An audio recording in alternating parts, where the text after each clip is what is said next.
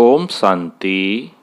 आज 30 जून 2021 की मुरली में बाबा ने कहा, मीठे बच्चे, बाप की आशीर्वाद लेनी है तो सर्विसेबल सपूत बच्चे बन सबको सुख दो, किसी को भी दुख न दो। आज की मुरली का प्रश्न है, धर्मराज की सजाओं से छूटने के लिए किन ईश्वरीय नियमों पर ध्यान देना है। उत्तर है, कभी भी ईश्वर के सामने प्रतिज्ञा कर उसकी अवज्ञा नहीं करना है, किसी को दुख नहीं देना, क्रोध करना, तंग करना अर्थात ऐसी चलन चलना जिससे ईश्वर का नाम बदनाम हो तो उन्हें बहुत सजाएं खानी पड़ती, इसलिए ऐसा कोई कर्म नहीं करना है।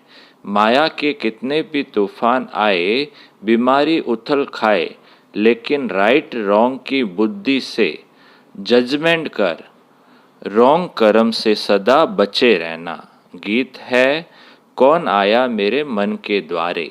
अब सुनते हैं मुरली विस्तार से। ओम शांति। यह किसने कहा ओम शांति? बाप और दादा। यह तो बच्चों को जरूर निश्चय होगा कि हमारा पारलौकिक बाप है, परम पिता परमात्मा शिव, और यह ब्रह्मा सब बच्चों का अलौकिक बाप है। इनको ही प्रजापिता ब्रह्मा कहेंगे।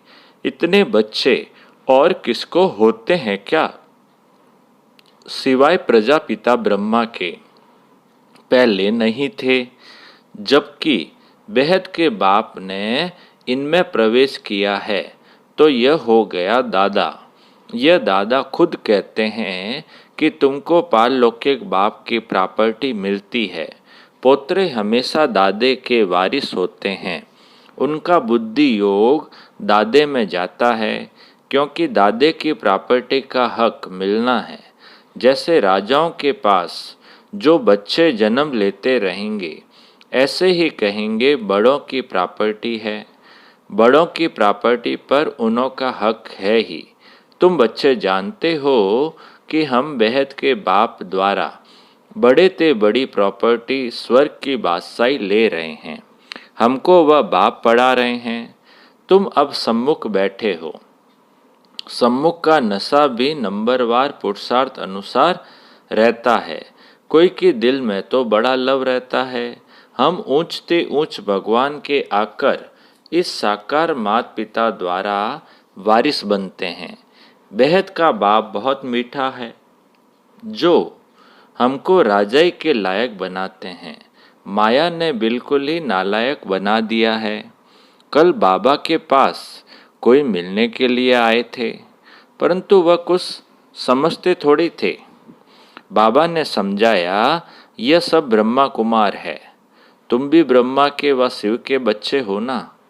कहा है तो जरूर। यह सिर्फ सुनकर कहा, परंतु दिल में लगा नहीं, तीर लगा नहीं कि सचमुच हम उनके बच्चे हैं। यह भी उनके बच्चे हैं, वर्षा ले रहे हैं। वैसे ही हमारे पास भी कई बच्चे हैं जिनको बहुत थोड़ा बुद्धि में बैठता है। वह खुशी व रुहाब नहीं दिखाई पड़ता है। अंदर बड़ा खुशी का पारा चढ़ना चाहिए। वह सारा चेहरे पर भी आता है। अभी तुम सजनियों का ज्ञान श्रृंगार हो रहा है। तुम जानते हो हम साजन की सजनियां हैं। एक खैरुत अर्थात खेती का काम करने वाले की लड़की की कहानी है ना। एक राजा खैरुत की लड़की को ले आया, परंतु फिर भी उसे राजाई में मज़ा नहीं आया, तो लड़की को वापस गावड़े में छोड़ आया। बोला, तुम राजाई के लायक नहीं हो। यहाँ भी बाप श्रृंगार करते हैं। तुम भविष्य में महारानी बनो। कृष्ण के लिए भी कहते हैं, भगाया पटरानी बनाने के लिए, परंतु कुछ समझते नहीं हैं। सब है रिलीजियस माइंडेड। समझते हैं ऐसे ही दुनिया चलती रहती है, कुदरत है। बहुत है जो मंदिर टिकाने में भी नहीं जाते, न शास्त्रों आदि को जानते हैं। गवर्नमेंट भी धर्म को मानने वाली नहीं है। भारत किस धर्म का था, अब किस धर्म का है, बिल्कुल नहीं जानते। अभी तुम बच्चे हो देवी कुल के, जैसे वह क्रिश्चियन कुल के हैं वैसे तुम ब्राह्मण कुल के हो। बाप कहते हैं पहले पहले तुम बच्चों को पतित शूद्र से ब्राह्मण बनाता हूँ। पावन बनते बनते फिर 21 जन्मों के लिए तुम देवी संप्रदाय बन जाएंगे, देवी गोद में जाएंगे। आगे थे आसुरी गोद में, आसुरी गोद से फिर तुम ईश्वरीय गोद में आए हो। एक बाप के बच्चे भाई बहन हैं, यह एक वंडर है। सब कहेंगे हम ब्राह्मण कुल के हैं, हमको तो श्रीमत पर चलना है, सबको सुख देना है, रास्ता बताना है। दुनिया में कोई नहीं जो मुख से कहे बेहद के बाप से बेहद का वर्षा कैसे लिया जाता है। तुमको बेहद का बाप मिला है, तुम ही उनके बच्चे बने हो। बुद्धि से जानते हो कल्प पहले जिन्होंने बाप से वर्षा लिया होगा वही आकर लेंगे। थोड़ा भी बुद्धि में होगा तो कभी न कभी आकर पहुँचेंगे। आएंगे तो कुछ न कुछ लेने लिए, तुम्हारे में भी नंबरवार जानते हैं। आज पावन बनने के लिए आए हैं, कल फिर पतित बन पड़ते हैं। किसका खराब संग लगने से भूल जाते हैं कि बाप का बनकर फिर बाप को छोड़ा तो बहुत पाप आत्मा हो जाते हैं। जैसे कोई किसका खून करते हैं तो पाप लगता है, वह पाप भी थोड़ा है। यहाँ जो बाप का बनकर फारगती दे देते हैं, प्रतिज्ञा कर फिर विकारी बन पड़ते हैं तो बहुत पाप लगता है। अज्ञान काल में इतना नहीं लगता जितना ज्ञान में लगता है। अज्ञान काल में तो मनुष्यों में क्रोध कॉमन होता है। यहाँ तुमने किस पर क्रोध किया तो 100 गुना दंड हो जाता है। अवस्था बिल्कुल गिर जाती है क्योंकि ईश्वर का फरमान नहीं मानते हैं। धर्मराज का फरमान मिलता है, पवित्र बनना है। तुम ईश्वर का बन जरा भी उनके फरमान की अवज्ञा की तो 100 गुना दंड चढ़ जाता है। क्रिएटर तो वह एक है, ब्रह्मा विष्णु शंकर भी उनकी रचना है। धर्मराज का रूप भी बाबा साक्षात्कार कराते हैं, फिर उस समय सिद्ध कर बतलाते हैं। देखो तुमने प्रतिज्ञा की थी हम क्रोध नहीं करेंगे, किसको दुख नहीं देंगे, फिर भी तुमने इनको दुख दिया, तंग किया, अब खाओ सजा। बिगर साक्षात्कार सजा नहीं देते हैं, प्रूफ तो चाहिए ना। वह भी समझते हैं बरोबर मैंने बाप को छोड़कर यह कुकर्म किया। बदनामी कराने, बाबा क्या कहते हैं, बदनामी कराने से फिर बहुतों पर आफत आ जाती है, कितनी अबलाएं बंधन में आ जाती है। सारा दंड बदनामी कराने वालों पर पड़ जाता है। इसलिए बाप कहते हैं बड़े ते बड़ा पाप आत्मा देखना हो तो यहाँ देखो। धोबी के पास बहुत मैले सड़े हुए कपड़े जब होते हैं तो सटका लगाने से फट पड़ते हैं, तो यहाँ भी सटका सहन न कर चले जाते हैं। ईश्वर की गोद में आकर डायरेक्ट उनकी अवज्ञा की तो सजा खानी पड़ेगी। जो हेड ब्राह्मणी पार्टी ले आती है उन पर बहुत बड़ी रेस्पॉन्सिबिलिटी है। एक ने भी अगर हाथ छोड़ दिया, विकारी बना, तो उनका पाप ले आने वाले पर आ जाएगा। ऐसे कोई को भी इंद्र सभा में नहीं लाना चाहिए। नीलम परी पुखराज परी की कहानी भी तो है ना। इंद्र सभा में कोई छिपा कर ले आई तो इंद्र सभा में बांस आने लगी तो ले आने वाले पर दंड पड़ गया। ऐसे कुछ कहानी है, वह पत्थर बन गई। बाबा पारसनाथ बनाते हैं।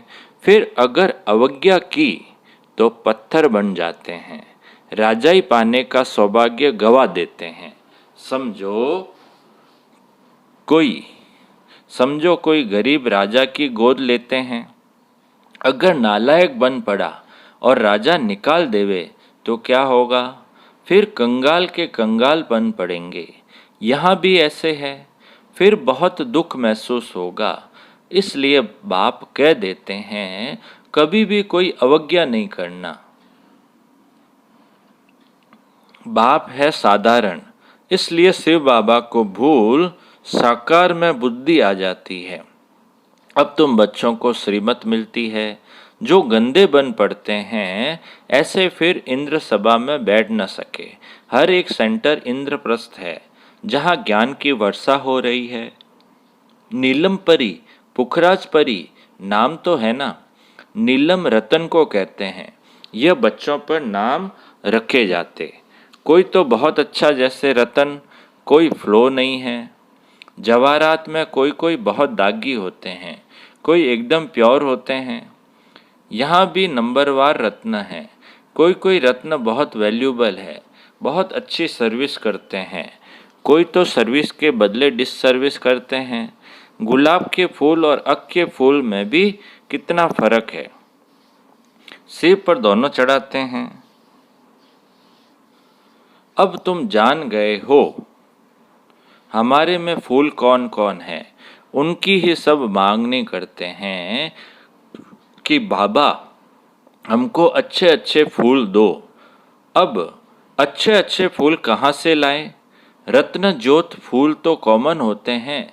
यह बगीचा है ना, तुम ज्ञान गंगाएं भी हो, बाबा तो सागर ठहरा ना। यह ब्रह्मा है, ब्रह्मापुत्रा बड़े ते बड़ी नदी। कलकत्ते में ब्रह्मापुत्रा नदी बहुत बड़ी है, जहाँ सागर और नदी का बड़ा भारी मेला लगता है। बरोबर ज्ञान सागर बाबा है। यह चैतन्य ज्ञान सागर है। तुम भी चैतन्य ज्ञान नदियाँ हो। वह तो है पानी की गंगाएं। वास्तव में नदियों पर नाम पड़ा है, परंतु आसुरी संप्रदाय यह भी भूल गए हैं। हरिद्वार में गंगा के किनारे पर चतुर्भुज का चित्र दिखाते हैं, उनको भी गंगा कहते हैं, परंतु मनुष्य समझते नहीं कि यह चतुर्भुज कौन है। बरोबर इस समय तुम स्वदर्शन चक्रधारी बनते हो। तुम हो सच्ची ज्ञान नदियाँ। वह है पानी की, वहाँ जाकर स्नान करते हैं, समझते कुछ भी नहीं, बस देवी है। मनुष्यों को तो कभी 4-8 भुजा होती नहीं है, कुछ भी अर्थ नहीं समझते। तुम बच्चे जानते हो बाबा हमको क्या बनाते हैं। हम तो 100% बेसमझ थे। बाबा की गोद लेने से हम स्वर्ग के मालिक बनते हैं। भल यहाँ कोई राजा हो, परंतु स्वर्ग के सुख और अभी के सुख में रात दिन का फर्क है। तुम्हारे में कोई ऐसे भी हैं जो बाप को नहीं समझते हैं, तो अपने को भी नहीं समझते हैं। देखना चाहिए कि मैं कितनी खुशबू देता हूँ। उल्टा सुल्टा तो नहीं बोलता हूँ, क्रोध तो नहीं करता हूँ। बाप झट चलन से समझ लेते हैं कि यह बच्चा कैसे होगा। सर्विसेबल बच्चे बाप को बहुत प्यारे लगते हैं। सब तो एक जैसे प्यारे नहीं लग सकते हैं।